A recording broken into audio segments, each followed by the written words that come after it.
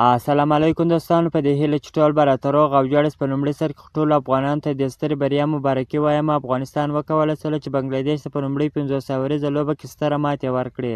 د افغانستان او بنګلادیش ترمنځ د 50 اوریزه لوبلړۍ په لومړۍ لوبه کې افغان لوبډلمشر حشمت الله شهیدي ټاس وګټي، په خپله د توپ اچونې پرېکړه وکړله. د افغانستان لوبډلې په ګټه فضل حق فاروقي د 24 منډو په بدل کې 3 لوبغاړي وسوځوله.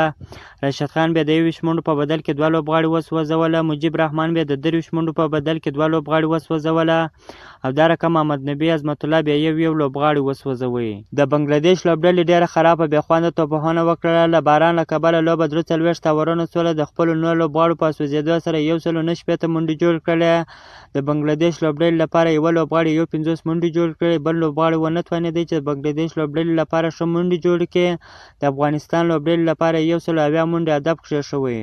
د 170 منډو هدف په تعقیب کې افغان لوبډلې ډېره خوندوره په زړه پورې توپوهنه پیل کړله. په 21.4 اورونو کې د خپلو 2 لوبغاړو په سوځېدو سره 83 منډې جوړ کړلې. د افغانستان په ګټه ابراهیم ځدران 41، رحمان الله ګربز 22، دا رقم حشمت الله شهیدي بیا 9 منډې جوړې کړلې. د بنګلادیش افغانستان ترمنځ په لوبه کې د درېیم ځل لپاره بیا هم شدید باران شروع شو چې افغان لوبډله 12 منډې مخکې وه. لوبه د افغانستان په ګټه پای ته ورسېدله. د لوبې غوره لوبغاړی فضل حق فاروقي سو. که مو چیرې دغه ویډیو خوښه سوې ده په چینل کې نوی یاست نو حتما زموږ چینل هم درسره سبسکرایب کړئ. تر بلې ویډیو پورې د الله په امان.